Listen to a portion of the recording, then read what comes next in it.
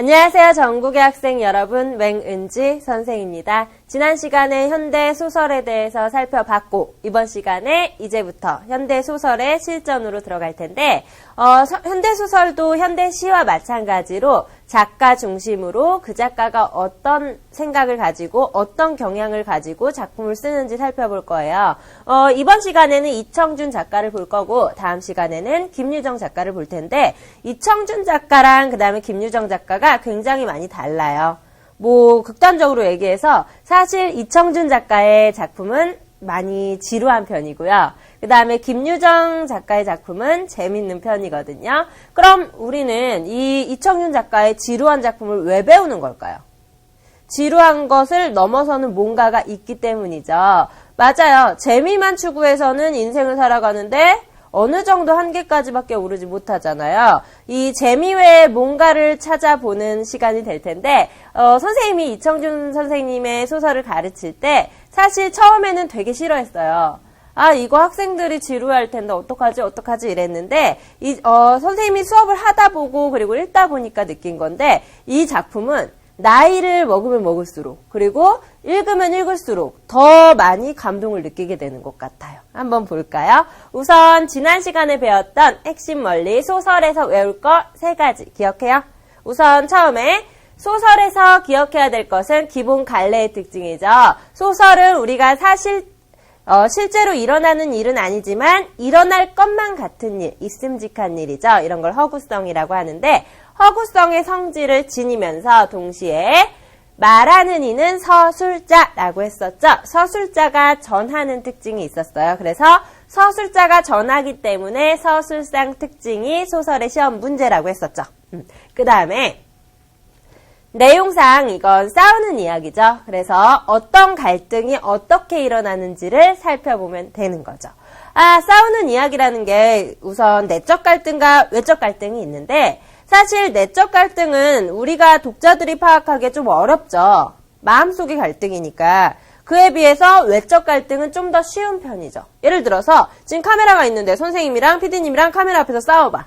그럼 여러분들은 둘이 싸우는구나 하고 바로 알겠죠. 하지만 선생님이 마음속에서 이거 어떡하지? 지금 내가 배가 고픈데 뭘 먹을까? 이런 갈등들 느낄 수 있어요?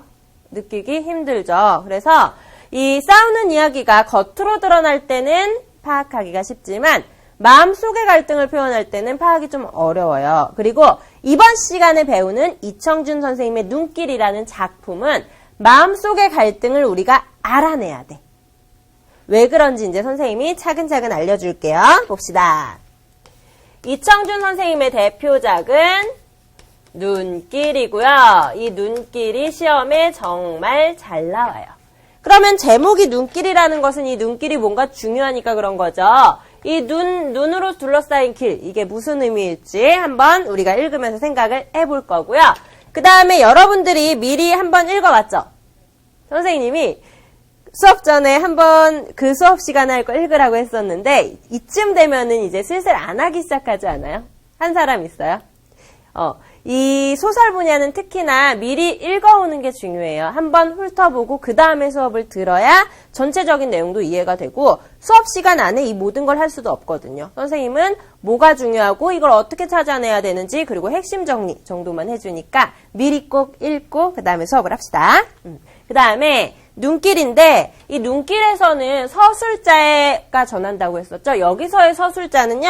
특이하게 나예요. 나. 다시 얘기해서 1인칭이고요. 이 나는 주인공이긴 주인공이에요. 1인칭 주인공 시점인데 문제는 뭐냐면요.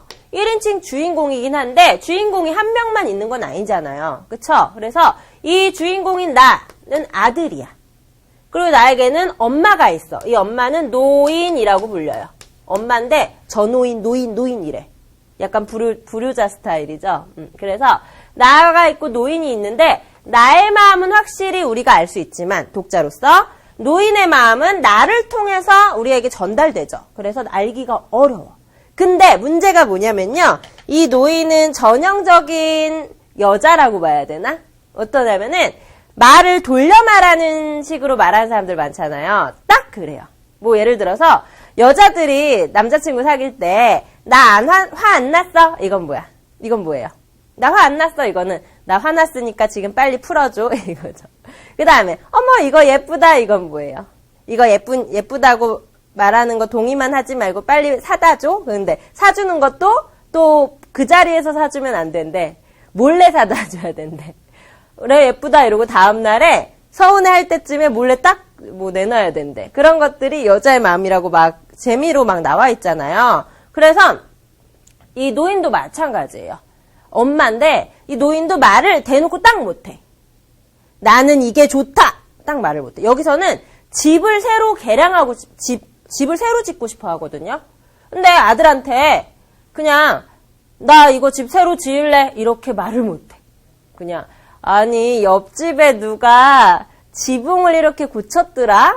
근데 그게 예쁘더라? 이런 식. 알겠죠? 그러니까 우리 독자들은 답답한 거예요. 이게 무슨 말이지? 갑자기 왜 지붕 얘기를 하다가 기둥 얘기를 하지? 이렇게 되는 거야. 그럼 여러분들은 여기서 파악해야 될 것은요.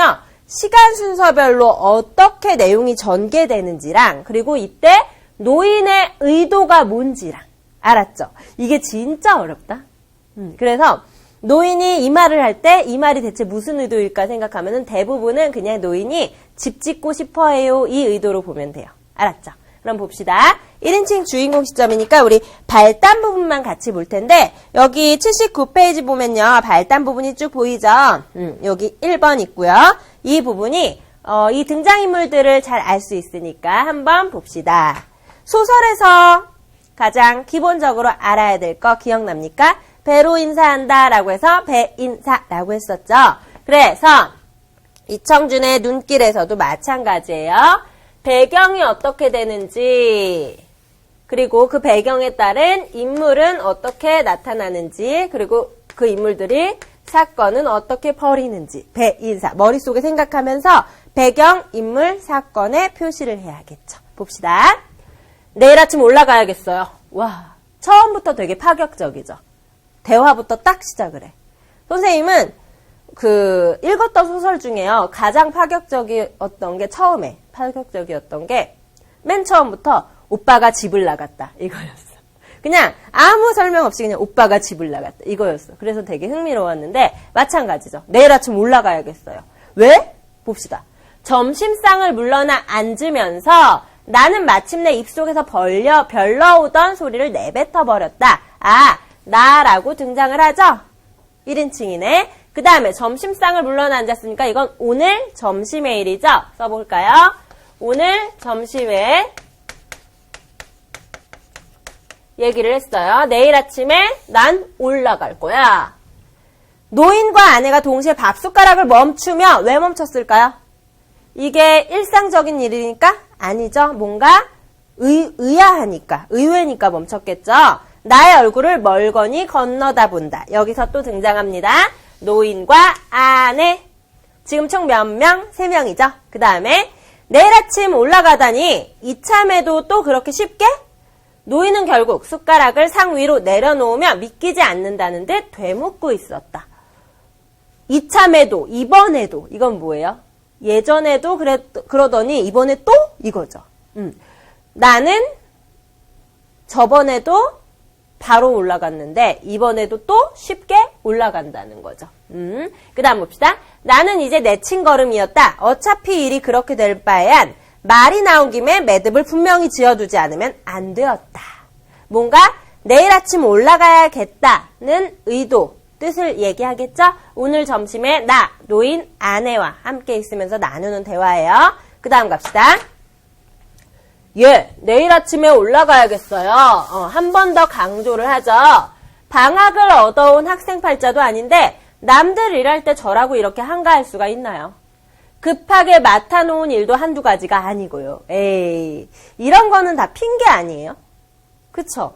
급하게 맡아놓은 일도 한두 가지가 아니고요. 노인, 그러니까 엄마 집에 내려왔나 봐요. 내려왔다가 이제 며칠 쉬다가 가려고 했는데 내일 아침 올라갈 거야 이런 거야. 그러면 엄마 입장에서는 섭섭하죠. 그리고 내 입장에서도 사실 가족보다 중요한 게 어딨어요. 그쵸? 가족보다 중요한 일 그런 건 없거든요. 그리고 일 급하게 맡아놓은 거 미리 하고 왔겠지. 그쵸? 그래서 봅시다. 그래도 한 며칠 쉬어가지 않고 난 해필 이런 더운 때를 골라왔길래 이참에는 며칠 좀 쉬어갈 줄 알았더니 섭섭함이 느껴집니까? 이 말투에서 쉬어가지 않고 점점점 쉬어갈 줄 알았더니 점점점 느껴져요? 이런 걸 느껴야 돼요, 우리가. 지금 1인칭 주인공 시점이기 때문에 주인공이 아닌 사람의 말 있죠? 여기에서는 당연히 추측을 해야겠죠. 그래서 여기에서 서운함이 느껴집니다. 뒤에는 후략을 했고요. 그 다음 봅시다.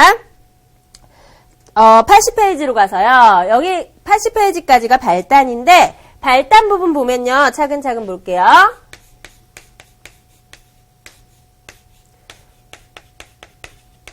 발단 부분에서는 내일 아침 올라가야겠어요 라고 말하고 있죠. 그러면은 이거는 언제죠? 오늘 점심이라고 그랬죠. 오늘 점심에 내가 노인에게 올라가겠다고 이야기하는 거죠. 다시 배경, 인물, 사건 순서대로 우리가 정리를 하면 그게 발단이 돼요. 언제?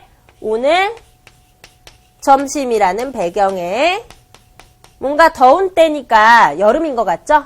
여름에 누구와 누구? 나와 내가 노인에게 무슨 말을 하고 있죠? 올라갈래요. 다시 얘기해서 상경할래요 라고 이야기하고 있어요. 됐습니까? 이게 발단의 얘기고요. 발단이라고 써있는 거 바로 위에 치자나무 한 그루 보입니까? 치자나무 한 그루. 이 치자나무 한 그루가 한낮에 땡볕을 견디고 서 있었다. 이것만 잠깐 볼게요.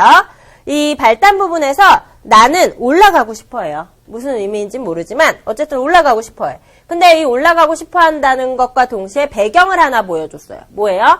나무가 한 그루 있는데 그림 못 그려요. 알죠? 나무가 한 그루 있는데 이 나무가 한낮의 땡볕을 그냥 견디고 있대요. 사실 햇볕이 나쁜 건 아니죠. 근데 여기에서는 견딘다라는 표현을 썼어요. 그러면 이 치자나무는 지금 좋은 상황이에요? 안 좋은 상황이에요? 좋지 않은 상황이죠. 당연히 견디고 있으니까 이거를 나라고 생각해 봅시다. 나는 지금 견디고 있었다. 이거랑 똑같은 거죠. 이걸 치자나무의 객관적 상관물이라고 하는데 감정을 이입한 거죠. 내가 지금 어떻다? 불편하다. 라는 거죠. 그래서 나는 지금 불편해하고 있어요. 그래서 상경하고 싶어하고 있어요. 그 다음에 선생님이랑 같이 전체 핵심 정리 그리고 줄거리를 보고 중요한 것들만 살펴볼게요. 다시 앞으로 왔어. 소설 부분이 조금 길어서 힘들어. 그래서 웬만하면 재밌게 빨리 나가야 돼요. 그쵸? 우선 갈래부터 보면요. 단편 소설, 액자 소설. 액자 소설이 뭐냐면요. 현재, 과거, 현재의 순서로 돼 있어서 안에 이야기가 들어가 있는 게 보통 액자 소설이에요. 물론 현실, 꿈, 현실 이것도 액자 소설인데 내가 과거를 회상을 해. 그래서 옛날에 이런 일이 있었지 하고 다시 현재로 돌아와요. 그래서 현재의 이야기인 겉의 이야기 그리고 속의 이야기인 과거 이야기 이렇게 두 개가 있잖아요. 이런 것들이 같이 있으면 액자 속의 사진 이런 것처럼 액자 소설이라고 해. 그 다음에 귀향 소설, 고향으로 돌아가는 소설, 순수 소설. 그 다음에 성격은 회고적 생각하는 거죠. 옛일을 다시 떠올리는 것. 상징적, 서정적. 그 다음 배경은요. 시간은 1970년대래요. 한여름이고요. 현재고요. 그 다음에 과거를 회상할 때는 눈 내리는 겨울. 그 다음에 공간은 어느 시골 고향집이고요. 1인칭 주인공 시점은 했죠. 중심 소재는 제목인 눈길이고요. 주제는 눈길에서의 추억 플러스 인간의 화해. 사람들의 화해. 이제 화해를 어떻게 하게 되는지 보면 됩니다. 구성은 역순행적 구성. 어려운 말이 왜 이렇게 많죠? 순행이 순순히 흘러가는 거, 역순행은 뒤집어서 흘러가는 거. 다시 얘기해서 시간 순서대로 과거, 현재, 미래 이렇게 가는 게 순행이고요. 현재, 과거, 미래, 과거, 현재 이런 식으로 뒤죽박죽 흘러가는 게 역순행인데 이 소설은 현재 얘기를 하다가 어제 얘기를 하다가 옛날 얘기를 하다가 이런 식으로 뒤죽박죽 가요. 이래서 역순행이고 부분적 액자식 구성이라고 했는데 겉에는 나의 이야기고요. 속에는 노인의 이야기. 옛날에 어떻게 살아왔는지 그 얘기가 나올 거예요. 그 다음에 줄거리를 한번 봅시다. 우리 부모님을 생각하면은, 그리고 우리를 키워주시는 분들을 생각하면요, 느끼는 감정이 있죠. 근데 모든 사람이 부모님에게 감사함을 느끼거나 키워주시는 분께 감사함을 느끼진 않아요, 사실. 난 우리 부모님만 생각하면 속상해, 힘들어, 마음 아파. 부모님이 날 지금 이렇게 했어, 이렇게 원망하는 사람들도 있죠. 그건 당연한 거야, 얘들아. 애들이래, 여러분. 그래서 이 눈길도 그런 거라고 생각하면 돼요. 내가 엄마한테 뭐라고 불러요, 지금? 노인이라고 부르죠. 우리 엄마한테 노인이래. 그러면 그거는 지금 우리 엄마한테 아줌마라고 부르는 거랑 똑같은 거야. 그 아줌마가 말했다. 이거랑 똑같은 거야. 어때요? 거리감이 느껴지죠. 뭔가 노인에게 불편한 감정이 있다는 게 보이죠, 엄마한테. 그거예요. 그래서 여기서의 나는 어릴 때 굉장히 가난하게 자란 거예요. 그래서 내가 힘들게 공부하고 힘들게 일해서 자리를 잡은 거야. 그와 동시에 가난하게 살았으니까 엄마는 나한테 아무것도 해준 게 없어. 이런 마음도 있던 거죠. 그래서 엄마가 뭔가 나한테 부탁하려고 그러면 나한테 해준 것도 없으면서 왜 부탁을? 이렇게 되는 거야. 그래서 그 얘기를 다루고 있는 건데 엄마 입장에서 한번 생각을 해봅시다. 이 노인 입장에서. 정말 해준 게 없을까요? 가난하다고 해서 여러분 해준 게 아예 없지는 않아요. 그 주어진 상황 안에서 나름대로 해주는 게 다 있는 거야. 선생님도 사실 어렸을 때 굉장히 가난할 때가 많았어요. 그러니까 아버지가 사업을 하셨는데 사업을 하시면은 뭐 망하는 때도 한순간이고 일어날 때도 또 힘들고 막 이래요. 그래서 어떤 때는 집에 빨간 딱지 붙어 있고 막 빚쟁이 분들이 찾아오시고 막 그러고 어떨 때는 또 다시 이사 좋은 데로 갔다가 다시 망했다가 막 이렇게 반복됐었는데 그 어릴 때 선생님도 되게 엄마랑 아빠를 많이 원망했었어요. 왜 우리 집은 이렇지? 이런 생각도. 그런데 점점 커가면서 이제 선생님도 돈을 벌어보고 그 다음에 좀 사회생활을 해보고 하니까 느끼는 건데 아 우리 부모님도 진짜 힘드셨겠구나. 우리 부모님이 선생님을 20대 초반에 낳았거든요. 그러니까 좀 빨리 낳은 편인데 내가 20대 초반에 과연 애를 셋을 낳고 그렇게 살 수 있을까 생각하면 나는 엄두가 안 나거든요. 그러니까 부모님 나름대로는 나름 열심히 우리를 위해서 노력을 하신 거지. 마찬가지예요. 여기에서도 그 얘기가 그려지는 거예요. 그래서 짠한 거고. 봅시다. 고향에 대한 그리움과 함께 증오감을 갖고 있는 나는 휴가를 맞아 아내와 형수와 조카들과 함께 살고 계신 시골의 노모를 찾아간다. 늙은 어머님을 찾아간대요. 아들에게 어떠한 부탁도 하지 않고 체념으로 일관하던 노모가. 그러니까 엄마가 지금까지 아무 부탁도 안 했대요. 마을에서 이루어지고 있는 지분 개량 사업에 관심을 보이며 자신의 집도 개량하고 싶은 소망을 은근히 내비친다. 이거죠. 은근히 내비친다는 게 뭐예요? 나도 지붕 고치고 싶어 이게 아니라 옆집 철순의 할아버지는 지붕이 삐까번쩍 하더라? 아니 내가 뭐 하고 싶다는 건 아니고 그냥 그렇다고 알아만 이런 식. 이게 은근인 거죠. 그래서 내 입장에서는 그 의도를 알까요 모를까요? 알겠죠. 아 고쳐달라는 거구나. 근데도 모른 척 하는 거죠. 봅시다. 노모의 이러한 마음을 알고도 나는 이것을 애써 외면하려 한다. 나는 애초에 노모에게 빚이 없기 때문이다. 우리 엄마 나한테 해준 게 없는데 내가 이 사람한테 뭘 해줘? 이 감정인 거예요. 하지만 나가 외면을 했던 것은 지분 개량이 아니라 그것으로 인해 불거져 나온 예전 이야기다. 까지.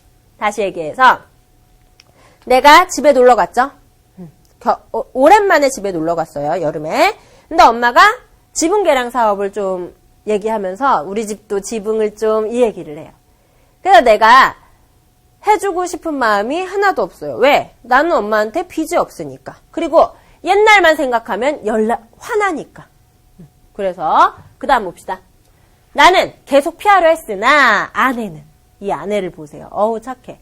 자꾸 노모에게 예전 아들을 떠나보낼 때 심경을 캐묻는다. 아내가 되게 뭐라 그러지? 눈치가 빠르고 뭔가 전체적인 걸 잘 보는 것 같아요. 이 아내가. 나는 계속 외면하려고 하고 노인도 그 얘기 안 꺼내려고 하는데 옛날 얘기를 아내가 계속 꺼내게 해. 다시 말하면요. 지금 아들인 나는 엄마는 나한테 아무것도 해준 게 없어. 옛날에 가난했잖아. 가난해서 내가 받은 게 없잖아. 이 생각만 가지고 있죠. 그 다음에 엄마는 내가 우리 아들한테 해준 것도 없는데 지금 뭘 부탁을 해. 이 생각을 가지고 있으세요. 그 사이에서 아내는 이거예요. 어머님, 해주신 게 왜 없어요? 그렇게 아들 이뻐하시고 사랑하시고서는 옛날에 어떻게 예뻐하셨는지, 어떻게 사랑하셨는지, 아들을 대할 때 어떤 마음일지 한번 얘기해 주세요. 그럼 어떻게 될까? 얘기하시면 아들이 아 그랬구나 우리 엄마가 하면서 눈물 펑펑 쏟겠죠. 그거를 원하는 거야. 아내는. 봅시다. 나는 그러한 이야기를 애써 피하려고 한다. 노모는 처음엔 속마음을 털어놓길 꺼려하였으나 에이 말 안 해 이러다가 아내의 성화에 결국 그날 새벽 매정한 아들을 그렇게 떠나보내고 하얀 눈길을 돌아오면서 눈길 나오죠. 아들에 대한 사랑으로 눈물을 흘렸으며 아들의 발자국마다 눈물을 뿌리며 아들의 앞길이 잘 되길 빌면서 돌아왔었음을 말해준다. 여기서 지금 그렇게 떠나보내고 있죠. 이 부분이 어떤 부분인지 얘기를 해줄게요. 정확히요. 옛날 과거였어요. 과거에 아들이 오랜만에 집에 온 거예요. 과거예요. 그러니까 17년 전, 18년 전쯤? 그때인데 집에 왔는데 집이 이 노인의 집이 아닌 거예요. 그러니까 팔린 거야. 그래가지고 집에 온 아들한테 집이 팔렸다고 얘기를 해야 되는데 차마 그 얘기를 못하고 숨기고 싶은 거죠. 그래서 노인이 집에 옷괴를 하나 갖다 놔. 옷장. 그럼 옷장이 있으니까 우리 집이다 라고 보일 거 아니에요. 그래서 아들을 거기에서 하루 재워요. 재운 다음에 그 다음에 이제 아들을 버스 정류장까지 데려다 주는데 여러분 뻐정이라고 한다면서요. 버스 정류장을. 버스 정류장까지 데려다 주는데 데려다 주면서도 별말이 없었어요. 그 다음에 아들을 버스를 태워 보내고 그 다음에 노인이 돌아오면서 하염없이 우신 거야. 아 우리 아들 내가 도와주지도 못하고 이렇게 가난해서 어떡하나 미안해서 어떡하나. 그러면서 우시면서 돌아오신 거야. 그 얘기를 아내가 추궁해서 털어놓은 거죠. 그 얘기예요. 봅시다. 아들에게 한 번도 해주지 않았던 그날의 이야기를 들은 나는 심한 부끄러움과 함께 내가 버스에 타고 나서 엄마가 그렇게 우셨구나. 아내가 나를 세차게 흔들어 깨우는 것에도 불구하고 막 흔들어 깨우는데도 잠이 든 척 버틸 수밖에 없다. 민망하고 눈물 나고 그러니까. 약간 상남자라고 해야 되나? 내가 그런 것 같아. 노모의 사랑을 느끼며 눈물을 흘리고 있다까지예요. 이런 얘기인데요. 이 전체 줄거리를 봤으니까 전체 이야기는 좀 짐작이 되나요? 사실 눈길의 전체 이야기만 파악하면은 문제 푸는 거 많이 쉬워져요. 눈길에서 뭐 치자나무와 관련된 문제가 나온다. 그럴 때는 공부를 해야죠. 객관적 상관물, 감정이입 이렇게. 근데 그 외에는요. 줄거리를 제대로 파악만 하면 괜찮아지거든요. 지금 줄거리 계속 강조하고 있죠. 파악을 했고요. 그 다음에 여기서 노인이 아들을 데려다 줄 때 걷는 눈길, 그 다음에 아들을 버스에 태워보내고 혼자 오는 눈길, 이 눈길이 어떤 의미일까를 한번 봅시다. 우선 노인에게 눈길은 아들을 떠나보내는 슬픈 길이죠. 동시에 아들과 자신의 발자국이 남은 눈길은 멋있다. 돌아갈 거처가 없어진 고난에 찬 자신의 삶이 시작되는 허망한 길이었다. 아들 이제 데려다 주고 이제 노인이 혼자 집에 가면 집이 없어요. 그냥 동네에 가는 거야. 나 우리 집 없으니까. 이제 나 어떻게 살지? 어떡하지? 이런 거죠. 지금 이 노인이 젊을 시절이니까 어쨌든 남편도 없고 아들만 있고 자식들만 있고 혼자 남았는데 자신의 집이 없어. 그럼 어떨까요, 마음이? 돌아갈 곳이 없고 잘 곳이 없어. 내가 어떡하지? 길거리에서 자야 될까? 어떡하지? 되게 많이 걱정되겠죠. 먹는 건 어떡하지? 이런 걱정들. 그래서 허망할 거예요. 그래서 노인은 돌아오는 길에 한없이 눈물을 흘린다. 의지할 사람도 없잖아요. 이런 점을 고려하면 눈길은 노인의 고난에 찬 삶의 역정을 의미함. 그래서 주제와 관련된 상징적인 배경이 바로 눈길이에요. 이 내용은요. 지금 96쪽에 눈길의 의미라고 있고요. 그 다음에 96쪽에 옥괴의 의미도 같이 볼게요. 우선 옥계의 의미는 3명에 따라 달라요. 2명에 따라서 노인에게는 집을 지키고 있다는 흔적이죠. 아들아, 이거 아직 우리 집이다? 이런 거 보여주는 거죠.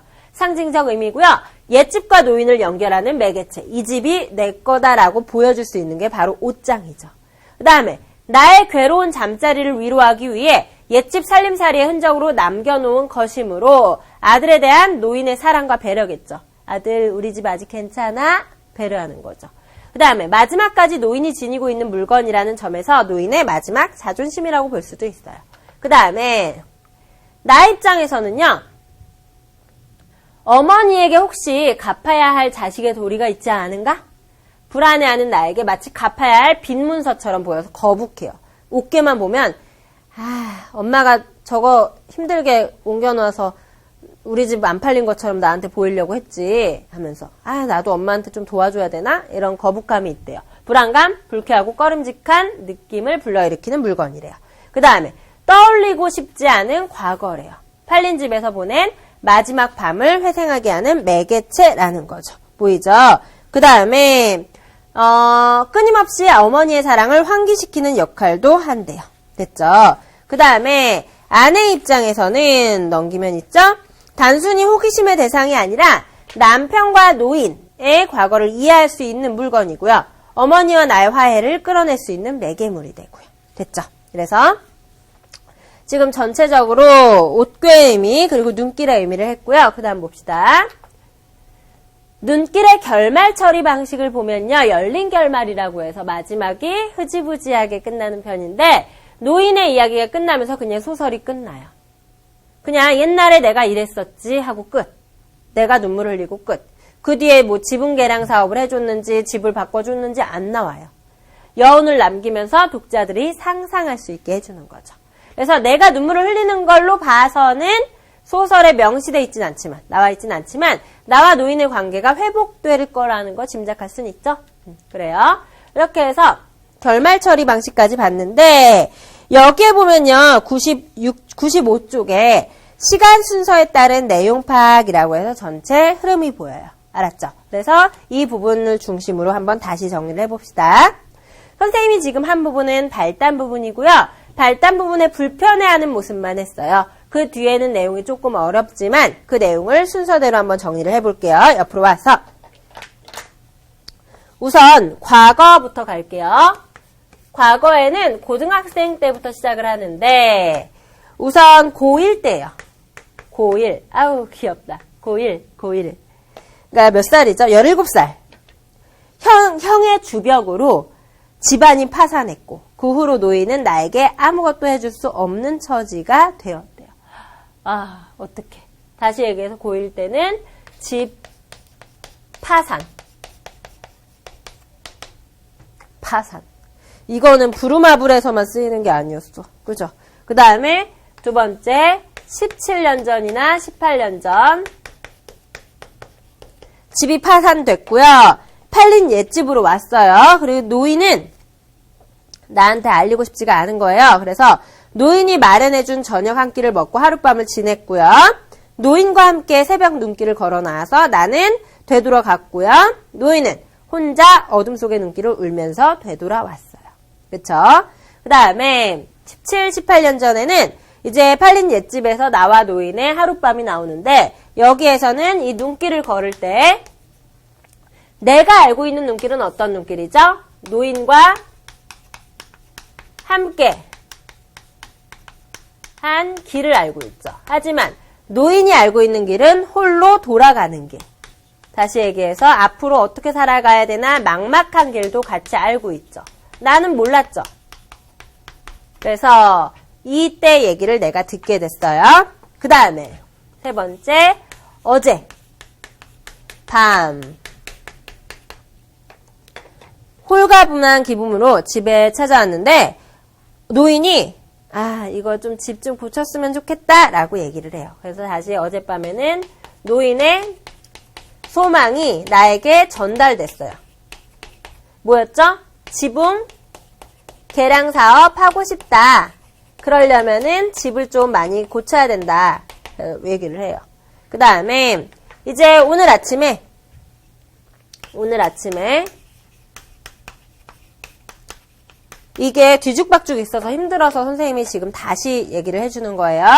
아내가 어젯밤 나의 외면을 추궁하고 노인의 소망을 걱정했어요. 아, 왜 그래요? 좀 아내가 나에게 좀 질타난다고 해야 되나? 그러지 좀 마요. 좀 잘해줘요. 왜 자꾸 외면해요? 그러지 마요. 이렇게 얘기를 한 거죠. 아내 착해요. 그 다음에 이제 현재로 갑니다. 현재니까 다시 얘기해 줄게요. 현재는 이제 오늘 점심부터 내일 내려가야겠어요. 로 시작을 하죠. 발단 부분에 그 부분부터예요. 첫째, 오늘 점심에 나 내려갈래요. 라고 하고 있죠. 노인의 소망에 심기가 불편한 내가 내일 아침에 서울로 올라가겠다고 내뱉어 버린다. 그래서 심기 불편한 나가 나오죠. 그 다음에 오후가 됐어요. 오늘 오후. 내일 아침에 내려가는 거니까 오늘 오후, 오늘 밤까지 있겠죠? 그래서 오늘 오후에 아내가 노인, 어머님에게 이야기를 이끌어내서 들었어요. 그거는 나도 같이 듣게 됐죠. 마지막으로 오늘 밤에는 나도 그 이야기를 같이 듣게 됐죠. 그래서 내가 이야기를 듣고 부끄러움에 눈물을 흘리고 있죠. 유유. 이렇게 해서 전체 이야기는 이래요. 이 전체 이야기를 보고 그 다음에 내용을 한번 다시 읽어보면은 이해가 조금 더 쉬울 거예요. 그래서 여기까지 해서 선생님이 전체적인 얘기는 다 정리를 해줬고요. 이제 같이 가서 80쪽으로 잠깐 갑시다. 80쪽에 가서요. 앞으로 갈게요. 2번 보이죠? 발단 밑에 2번. 이 2번에 쭉 가서 이 갈색 글씨 봅시다. 나는 금세 어디서 묵은 빈 문서라도 불쑥 붉어져 나올 것 같은 조마조마한 기분이었다. 그렇죠? 그 다음에 맨 마지막에 고등학교 1학년 때 형의 주벽으로 파산을 겪었다. 이게 처음 얘기죠. 과거 맨 처음 얘기. 그 다음 갑시다. 전개 1로 가서 81쪽. 노인과 자신 사이에 서로 주고받을 것이 없다고 믿고 있는 거죠. 그 다음에 81쪽의 중간 부분에 우리 갈색 글씨만 보는 겁니다. 노인은 처음 남의 말을 하듯이 집 이야기를 꺼냈대요. 돌려 말하는 거죠. 그래서 이렇게 얘기합니다. 갈색 글씨, 너도 나도 집들을 고쳐짓느라 밤잠을 안 자고 저 야단들이구나. 난 모르겠다. 다들 야단들이네. 이러는 거죠. 그 다음에 82쪽으로 가서요. 82쪽에 기와를 얹으려고 해도 이런 집은 기와 얹으면 무너진다. 다시 터부터 다시 잡아야 된다. 성주부터 새로 해야 된다. 라고 하는 거예요. 그래서 이 82쪽의 갈색 밑에 노인은 새 성주가 겁이 나 이를 단념할 수밖에 없었죠. 집을 아예 바꿔야 되네. 지붕만 바꾸면 안 되네. 이러는 거죠. 그 다음에 83쪽으로 가면서 내가 들은 채도 안 하니까 마지막에 하지만 노인은 그러면서도 끝끝내 내게 주장이나 원망의 빛을 보이지는 않았다. 그냥 이런 게 있었어 라고만 얘기할 뿐이었다. 그 다음에 84쪽으로 가서 전개 2에는 집을 고치고 싶다는 마음이 나타났죠. 전개 3 밑으로 가서 나는 쌀쌀 맞고요. 노인에게 갚을 빚이 없다고 되뇌이고 있죠. 여기에서 전개 3에 갈색 보이죠? 무덥고 게으른 매미 울음소리. 어때요? 매미 울음소리가 좋게 들려요? 무덥고 게으르다고 얘기했죠. 그래서 매미 울음소리가 이렇게 들린다는 건 나는 지금 어떻다? 불편해. 노인 때문에 불편하다라는 거죠. 이것도 역시 감정이입이 되는 거죠. 그 다음 갈게요. 3번 넘겨서 85쪽. 사실 왜 집을 고치고 싶은가 봤더니 85쪽의 위기 1. 자신이 죽은 후를 걱정한 거예요. 죽으면 여기에서 장례를 지내야 될 텐데 시골집은 그랬나 봐요. 너무 좁으니까 자식들 힘들지 않을까. 집 고쳐야 되지 않을까 한 거죠. 그 다음에 86쪽으로 가서 노인이 이제 속마음이 있을 거니까 아내가 계속 묻고 있어요. 왜 그런 거예요? 묻고 있지만 노인은 잘 대답을 안 해요. 87쪽으로 가서 위기 3. 나는 옥괴만 생각하면 불편해요. 그래서 굳이 과거를 회상하고 싶어 하지 않고 있고요. 그 다음 89쪽. 빨리 가고 있죠? 위기사. 아내가 끈질기게 노인에게 그때 무슨 일이 있었는데 묻는데도 노인은 말을 안 하려고 해요. 아들한테 피해 줄까 봐. 아들이 불편해할까 봐. 그 다음 90쪽. 보채는 아내에게 못 이겨서 속마음을 털어놓으려고 하는데 내가 방해해서 중단됐어요. 그래서 4번에서 바로 뭐라 그러냐? 위기호 바로 밑에 위험한 고비라고 얘기했어요. 다시 얘기하면요. 노인이 말을 털어놓으면 내가 왠지 빚 같은 게 있는 것만 같잖아요. 노인한테 지분계량 사업 해줘야만 될 것 같잖아요. 그쵸? 노인이 나를 생각하는 마음이 드러나면. 그래서 나는 위험한 고비라는 거예요. 그게. 노인이 말을 하는 게. 그 다음에 91쪽. 절정 1로 가면 노인이 속마음을 털어놓지 않았구나 하고 안도했어요. 그 다음에 92쪽 가면 나는 자고 있는데 아내와 노인이 다시 이야기를 하고 있어요. 근데 노인이 속마음을 털어놔요. 그 다음에 절정이 바로 밑에 내가 알고 있는 건 거기까지 뿐이었다 보이죠? 지금 어디 한다고요? 92쪽. 펴고 있죠? 이제 내가 버스를 타고 떠나고 그 뒤부터는 모르죠? 그래서 노인이 혼자서 돌아가던 길 이야기를 합니다. 이게 결말이고요. 실제 시험에서는 결말 부분이 가장 중요합니다. 그래서 어머니가 혼자 길을 걸어오면서 느끼는 감정들, 그게 중요해요. 그래서 어머님도 돌아가실 거처가 없으니까 이렇게 힘들어하고 있고요. 마지막 결말 94쪽 보면요. 내가 몰랐던 노인의 얘기를 듣고 눈물을 흘리는 거죠. 우리 엄마가 이랬구나. 힘들었구나. 그러면서 부끄러워하고 있으면서 끝이 납니다. 됐죠? 여기 보면요. 액자식 구성이라는 게 나타난다고 했잖아요. 그 얘기만 설명해 줄게요. 마지막이에요. 액자라는 것은요. 겉 이야기와 속 이야기가 있는 거예요. 액자 보면은 사진에 이렇게 틀이 있죠? 그럼 우리 액자에서는 사진이 중요해요? 사진 틀이 중요해요? 결국 우리는 사진을 잘 놔두려고 액자를 하는 거죠. 예쁘게 놔두려고. 사진이 중요하죠. 그러면 액자식 구성에서는 속의 이야기가 중요할까요? 겉의 이야기가 중요할까요? 속의 이야기가 핵심이겠죠. 사진처럼. 그래요. 그래서 액자식 구성에서는 겉 이야기와 속 이야기가 같이 나오는데 여기에서는 속 이야기를 내화라고 해요. 내화는 뭘까요? 그날 밤. 다시 얘기해서 나와 노인이 하룻밤 지냈던 그날 밤 플러스 새벽. 노인이 혼자 눈길을 걸어오던 그 일. 그게 과거의 일이 내화가 되겠죠? 그럼 외화는 뭘까요? 겉의 이야기는 그 일을 꺼내놓고 이야기하는 그 순간들이겠죠? 다시 이야기해서 나는 자고 있어요. 쿨쿨 자고 있어요. 그 다음에 아내와 노인은 대화를 나누고 있죠. 그쵸? 이게 바로 겉 이야기가 되겠죠. 그래서 액자식 구성이 이런 거라는 걸 알아놓고요.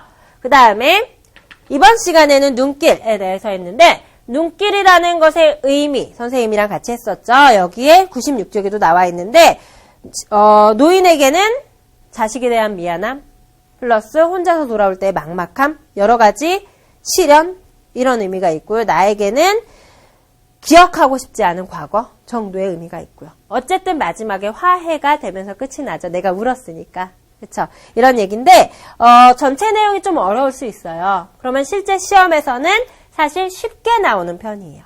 실제 시험에서 여기서 가장 많이 나오는 거는 노인의 심리거든요. 노인의 심리는 지금 돌려 말하고 있으니까 어떻게 돌려 말했을까만 생각하면 되는 거죠.